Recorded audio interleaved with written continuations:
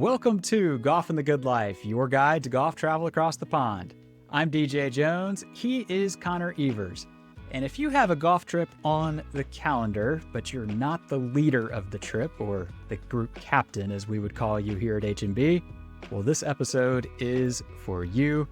But before we get there, Connor, great to see you as always, man. Looking forward to seeing you in person next week up at H&B HQ. But what's the latest and greatest on your side of the screen?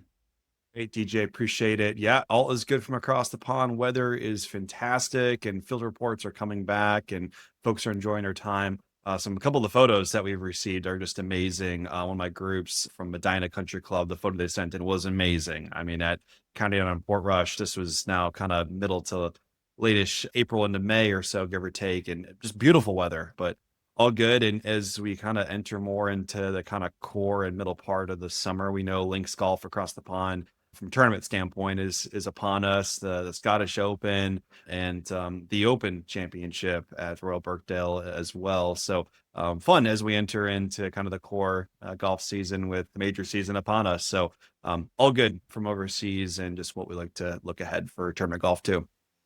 Yeah, for sure. I look forward to that time of year as much for, the tournaments and where they're hosting them, but also when you're on social media and seeing where all of the players are playing while they're over. I Right. always love how practice round days, instead of being played at the venue for the Scottish Open, they're heading over to North Berwick or they're over at Correct. Gullen or wherever they might be. And it's so fun to see. There was somebody that I saw, oh, I know what it was. We had a group send us a field report just a few days ago from Glen Eagles, and they were with Gary Player.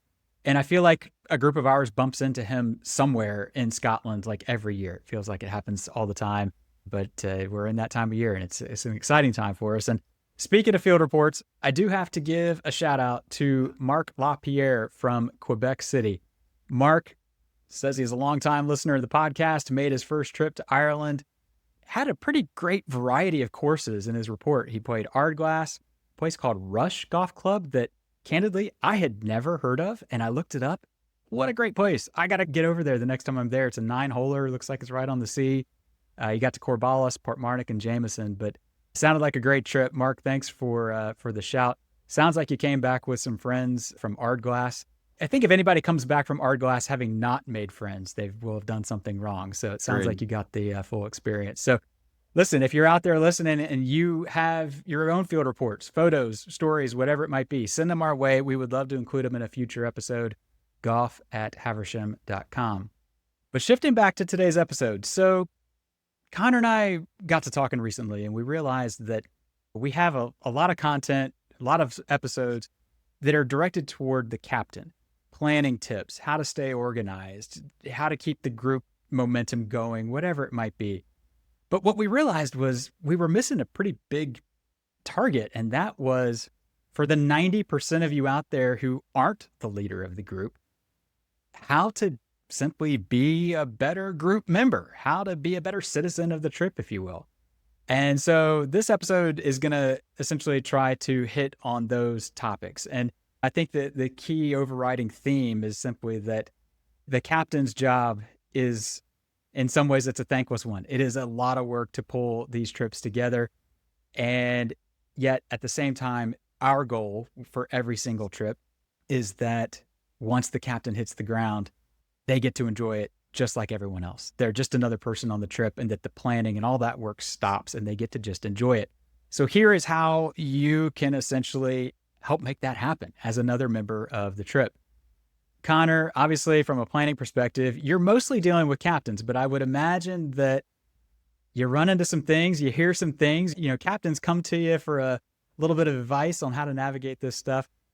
What are you seeing from a planning perspective on this topic?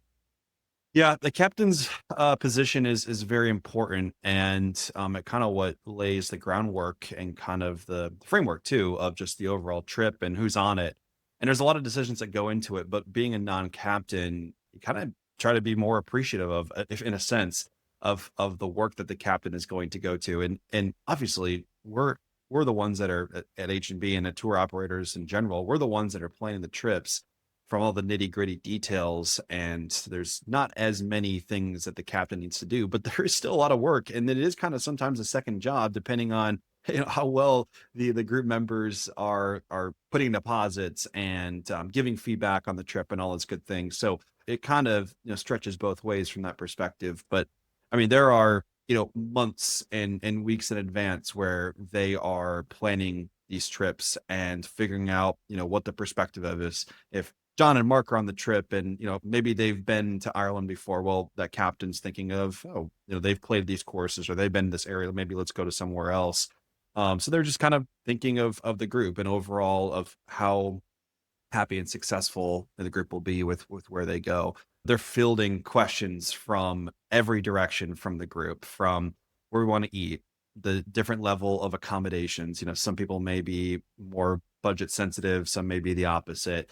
So just kind of figuring out those different perspectives from the group. And again, that could be from lodging all the way to transportation to the level of golf, the number of rounds of golf, etc. And sometimes it happens too, where I'm actually working with a gentleman right now, and the goal is to get 8 total golfers, and they have 6 in right now. They're trying to find the other 2. Well, sometimes that captain may have to field and put up non-refundable deposits to us to kind of hold those spots to get those other 2 golfers in. And you may be coming into it saying, oh great, I'm on the trip and I'll pay my 2 or 3 whatever $1,000 is for the deposit. Well, you may not know that came out of that captain's own pocket and has been sitting on that money for months. So that's just something to consider too. They're not getting paid for this or anything.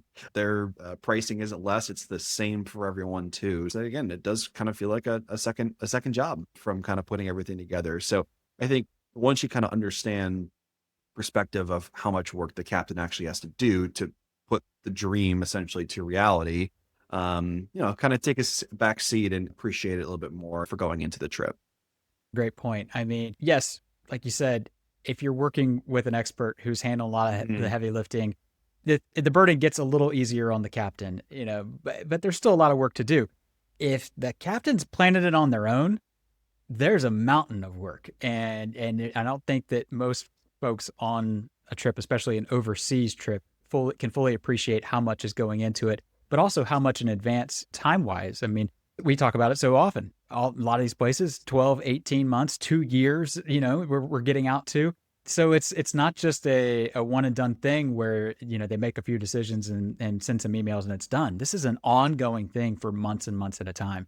And I think that kind of leads into my next one, which is when it comes to the decisions, starting with, your decision to attend the trip.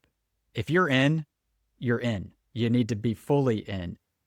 There can't be oh, I think I can go, I think I can't go, or I'm not sure, but I think I can make it happen. No, if you're committing, you're committed, because any changes that you're going to make, number one, it becomes a headache for the captain to straighten it out, whatever needs to be done, whether it's changing tee times, changing accommodations, what have you.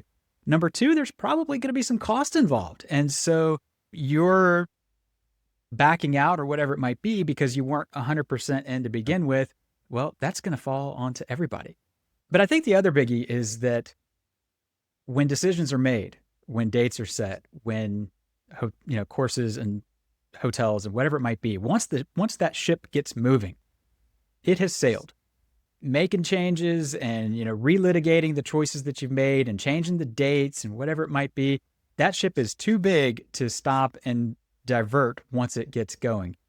The fact is, if you wanted a say in where you were playing and where you were staying or where you were going, just in general, number one, the time to have talked about it was early on. But really, number two, the most important one is that you should have been the captain. That's how you get your say in where you're going and what you're doing. And so, once those decisions are made, that's what they are. That's the number one thing that you can do to relieve unnecessary stress from your group captain, is simply not relitigating the decisions that have already been made. Once they're done, they're done.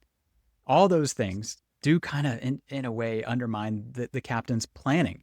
And, we've talked about it when we've done episodes regarding captain's leadership. If you got somebody in the group that is sort of undercutting what you're trying to do, it's not productive. And it kind of brings everyone down in a way. And so for me, it's got to be the top of the list. Once those decisions have been made, once that deposit's been made, that's the trip. The changes, all of that comes afterwards is just unnecessary stress for your captain who's already navigating a lot of stress on your behalf. Yeah, you're right, DJ. It is a lot of stress being, a captain. I mean, you have like this dream of this trip, and it comes to reality on your itinerary. And I think once folks listen to our the rest of this podcast and what we're saying, I mean, it's going to create less stress from the captain as well as the non-captain on the trip. But our next point up here is don't go rogue, especially as a non-captain. One of the things that we kind of find too is if there's a group member that is just not communicating to the rest of the group and specifically to the captain, and say if their trip is in Southwest Ireland, but they find a flight to Dublin. Well, great, you can fly into Dublin, but again, this is just one example. But fly into Dublin, but your coach is picking everyone else up in Shannon, and you're carrying on down to say Cork or Kinsale, wherever the trip may be, and that puts you kind of off on your own. But if you would have communicated with the captain and maybe just checked, hey, just confirming we're flying into Dublin, you would have had those logistical issues figured out prior to. Stay in the same hotels. I mean, this happens. I'm just being honest. Say some folks, oh, I've got points for Hilton or something. I'm going to stay here. And it just, I mean, not so much with here at H&B, but I'm just talking in general. Stay with the group. You want to have that camaraderie amongst everyone else. And if you feel like you're kind of, I want to do my own thing here and not follow along with the group, well, it's just not going to be fun. And people aren't going to want to honestly have you around with the rest of the group. So stick with everyone. The other thing too is we find sometimes this happens where there's someone that is on the, say if it's eight gents or what have you, someone wants to be the captain that's not the captain, and you kind of put the captain kind of as the middle instead of being the leader. You may want to make those decisions, as you said, DJ. If you really wanted to make those decisions, you should have been the captain. And you kind of have to take a back seat in this and let that person kind of be the leader of it. And that will create a better trip and better logistics, and everyone will just have a better experience across the pond. Not only you, not only the captain, but your other group members. For sure. I mean, like so many other things, it oftentimes comes down to communication. If you're not sure what airport you should be flying into, ask, Yeah. before you book a ticket. Don't book a ticket and then discover, oh, you've gone to Glasgow and everybody else is going to Edinburgh. Yeah. Because sure, you might get it sorted out in advance in terms of, oh, you get a transfer or whatever and catch up to the group. But the rest of the group, once they've landed, there's like this, I don't know, things are just out of sync right off the bat. So yeah, stay on the same page. Communication, as always, is key. If you have a real reason to deviate, something that has come up, it's not that you shouldn't do that, but talk it through. Talk with H&B or your golf travel company in terms of how to make it happen so that there's the least amount of stress involved once you're over, because that's the whole point, is to just simply make it so, again, so that the captain and everyone else in the trip is enjoying the trip as much as you want to. And so that's largely what this comes down to. I think another one that we hear quite often in feedback from captains is the herding cats type talk. In a way, that's really what it's like. And there's so many little things that seem like very minor, inconsequential things that end up getting added to the captain's plate that don't need to be. For example, if you're working with a golf travel company, that company's going to need your address, your email, your phone number, your handicap. They're going to need to know what flights you're taking. They're going to need to know, I don't know. That's really the biggies. Well, you got to get that to them. And when the company asks, hey, we're missing this information, just take a minute, reply, send it in. Because if you don't, and it gets closer to departure, what's going to end up happening is the company's then going to reach out to your leader or your group captain. So they're going to have to chase you down, and they don't need to. Payments are the other biggie. Like Connor mentioned in the very beginning, the captain is oftentimes fronting a lot of this up front if they're planning it on their own. If you're working with a golf tour operator, they're working directly. But again, when that payment's due, make the payment. Because if you don't, they're going to come to the captain and say, hey, Tom hasn't paid his bill. We have to, have payment in order to carry forward with whatever the plans are. So those very minor things, it's 2 minutes on your end, but it's a lot of unnecessary stress that doesn't need to get added to the captain's plate. That 2 minutes compounded over the length of the planning process and times however many people are on the trip, from the captain's perspective, it adds up and it's valuable. It's the easiest thing. So when those details pop up that are needed either from your captain or from your golf travel company, just get it to them, get it done, move on to the next thing. Totally agree with you on that. Yeah, the payments thing, that's a big one. Make sure you're up to date on that. So okay, so the next one up is just kind of lightening the load overall as a non-captain. And there's a lot of things. I mean, yeah, okay, you got your itinerary set, everyone's paid their deposits, etc. But there are a lot of things once you get overseas that someone's gonna have to do. And our big thing too is just volunteering for a role. So be the banker. So this could be for dinners. We recommend downloading the app called Splitwise, so it's able to figure out who owes what at the end of the trip. And overseas, especially in Europe, they're going to look at you like you have two heads. If you ask them to break the chit up in 8 different ways of what everyone has, you're putting down one card, you're paying for it, and you figure it out at the end. So if someone could actually pay for all the dinners and then sort out the money at the end, that'd be great. That goes along with tipping and gratuity for your driver host at the end of your trip as well. And then maybe, if you go to different hotels for someone to the concierge to help with your luggage. So it's just different things. I think someone designated to be able to do that can keep track of it and figure out what actually everyone owes is a good role for this. Games. So, some groups, they want a game that runs maybe the entire trip. A group of mine in 2023 or 2024, they had the Guinness Cup. So, they played different games for all their rounds of golf. And at the end, whoever lost had to buy dinner for the other 4, 8 total gentlemen. So, come up with a game. People want to play those during their trip. Maybe reach out to everyone to see if they're comfortable with putting up this amount of money or honestly just playing one while they're overseas. Some groups don't want to. So have someone designated for that. Photos, some people, I mean, for me, I'm horrible at taking pictures. Deej, you're great at it. Some people, are, again, better or worse, or taking their phone out, what have you. Maybe some people, they're really into it and they maybe bring their own camera over, or they're like, you know what, I'm gonna, maybe surprise the group and hire a photographer for one of their marquee rounds of golf. Say it's the North Berwick or Turnberry or Royal Durnick or Ballybunion. Be that kind of person that can make sure photos are taken, and when you get home you've got some kind of mementos of what it looks like. Dinner reservations, as I mentioned, that's another big thing. So there's a lot of different puzzle pieces that go into this. That's not just golf, it's not just transportation, it's not just lodging. Again, those are the main 3 kind of components you have to do off the bat. But once you pay your deposits, get everything confirmed, there's a lot of different things that make the trip what the trip is at the end. All great ones. I mean, going back to the restaurant check thing. So if you're traveling with H&B, we have built into our app our own Splitwise. And I think I called it the tab. You'll find it in your app. So if you're traveling with H&B and you are clicking around in our mobile app, you'll find it there. And it works exactly like Connor said. You plug in the full restaurant check. You check however many people are splitting it. And in the end of the trip, you'll have all your transactions in one place. So it's a pretty helpful little tool. But all that stuff adds up. It's funny you mentioned the games. So I'm sitting here thinking about my annual trip. It's called the Rat Trap Invitational. Shout out to the guys on the Rat Trap. Well, we've played a number of different games, and I think the biggest stumbling block to us maintaining a game, or at least seeing it through to the end, is just keeping track of it during the trip. Nobody wants to do it. We all talk about it in advance, and we're going to do this, play this game, whatever it might be. And then once we get there, it's like, who's gonna score this thing? I think we've settled on a skins game. I feel like that's what we've done the last 2 years. I honestly can't really remember, but find somebody that wants to do it, so that once you get there, you're not only scrambling, but also it doesn't fizzle out. I think that's the other biggie there.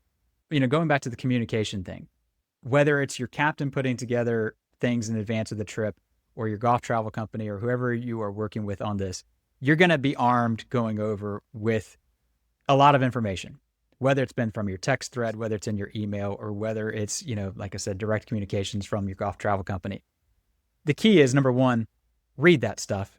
If you have a pre-departure packet, if they've taken the time to build a PDF, the captain for my trip coming up here in August, our captain, it rotates every year. We're going up to Wisconsin. He's put together this awesome PDF. You know how many times in the text thread one of us has asked where we're playing what day? A lot. And you know where it is? It's in the PDF.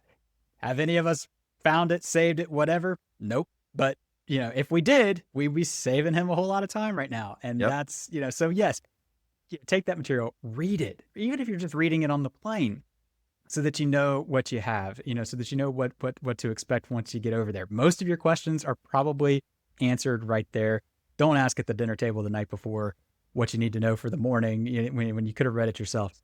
I think the other two is that remember that you have the answer to literally every question you'd ever want to ask in your pocket. I understand the impulse to ask the captain and get the answer, but think of how many questions they're getting in the course of planning this trip. There's 8 of you. It's been a year. How many hundreds of questions could have been answered with a simple Google search? You use mine as the example. Sure. We're going to Erin Hills. How far away is Erin Hills from Milwaukee? I don't know, but I have the device that can tell me. So start there. Your captain is not your concierge. All of that stuff, again, it just adds up. It's just one more thing for them to think about. And then, once you're over, make sure you're prepared. Make sure you got everything you need, your handicap card, your rain gear, whatever it might be, because in the end, your captain wants you to have a good time. And if you have forgotten something, they're probably going to be worried about it till you get it sorted out, because they put a lot of effort into this trip. So anyway, I think that's the key is read your stuff, search for the answer yourself, see what you can come up with. If you can't find the answer, then turn to your captain for what you need. Yeah, a lot of times the other questions and the answers to your questions are right at your fingertips. So you're right on that. And kind of next segment up here is essentially don't be that guy. And I'll kind of start it off with, every booking from dinners to golf to lodging. Yeah, it's under Haversham Baker, but the last name of the captain is usually what the lead name is on all of the reservations.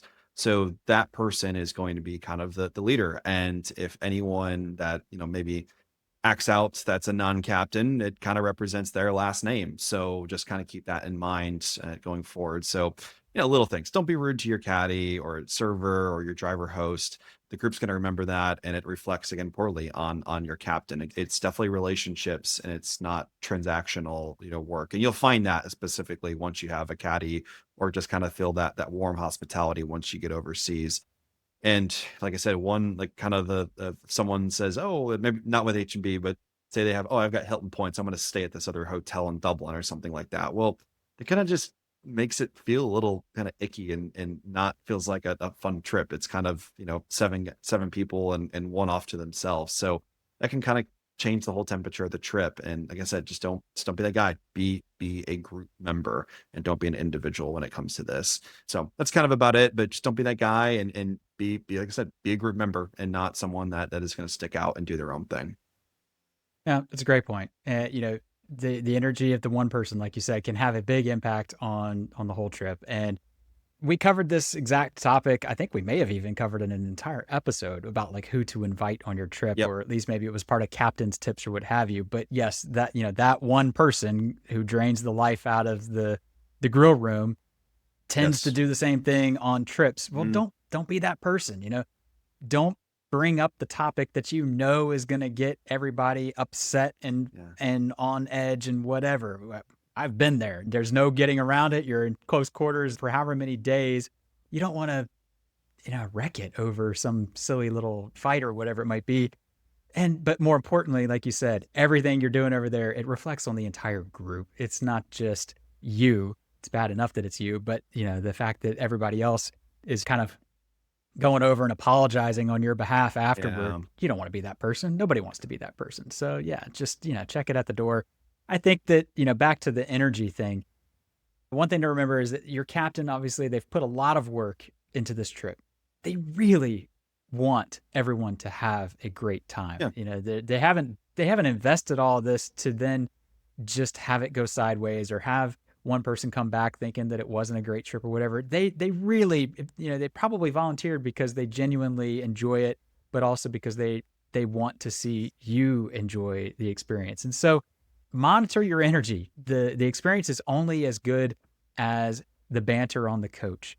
If you've had a bad round, shake it off. Quite frankly, nobody cares that you had a bad round. They don't want to hear about it. It's time to just move on, and it's time to go have a good time with your pals. I mean, you're across the ocean, you're playing these incredible places. In the end, nobody really cares that you had a tough day on the course. Match the group's energy, match the group's pace. I have a real tendency, I'll be the first to say it. On my group trip, I am the first in bed and I am the first to get up. And so, granted, that means that I'm the one that's bringing coffee and donuts to everybody in the morning, but it also means that I'm missing out on a lot of stuff at night because I'm not a night owl. Well, if I wanted to be a better group member, and you know what? I do want to be a better group member. So here I am going to practice what I preach. I should probably try to stay up a little later this year and hang out with the dudes and just have a good time. And I'll sleep whenever, whenever the trip's over. I think the other thing too is remembering that, again, going back to how much effort your captain has put in, find a way to say thank you. Do something for your captain, whether it's, I don't know, planning some sort of dinner that maybe they weren't in on and that it's something special for them. If you're playing a course that does like embroidery or engraving of certain things, get them a gift. If you're playing Carnoustie, I remember we had a group a year or two ago that had a pin flag embroidered, not for their captain, but for their driver host, which I thought was an incredible gesture. Do something like that for them. They've put in a lot of effort. Do something special. Sure, you can buy them a beer, but it's not the same. Have some kind of gift, something that commemorates and that, more or less acknowledges all of the effort that they've had to put in, probably for over a year to make sure that you're having the time of your life. Yeah, you're right. There's a lot of unseen work that the captain does, and people just don't acknowledge it. And they do a lot of work. Again, even if you work with H&B and we take care of all the details, there is a lot. But kind of closing thoughts here, the best groups where they come back, have the best feedback, and everyone just has an overall time. The captain barely has to captain or do any kind of work once they're across the pond. They've done all the hard work. They've planned all the logistics out. They've figured out, if this happens, what does this happen to this, etc. They've done everything. They've done all the hard work, and that's usually the best feedback and also the best overall experience for the entire group, including the captain and the non-captain. So that's kind of the closing thoughts. You're totally right. And, it's funny. What goes around comes around. Next time, you might be the group captain. So keep all of this in mind as you're going through the planning process and leading up and into the trip itself, because the next time it might be you in the captain's shoes. So that is going to draw this one to a close. As always, we'll put some guides into the show notes and so forth. If you have any questions, send us a DM on social media or email us, goff@haversham.com. Same thing, if you have any field reports, send them our way. We would love to see them. Connor and I will be back again soon with another episode. But until then, we wish you plenty of golf at its finest and life at its best.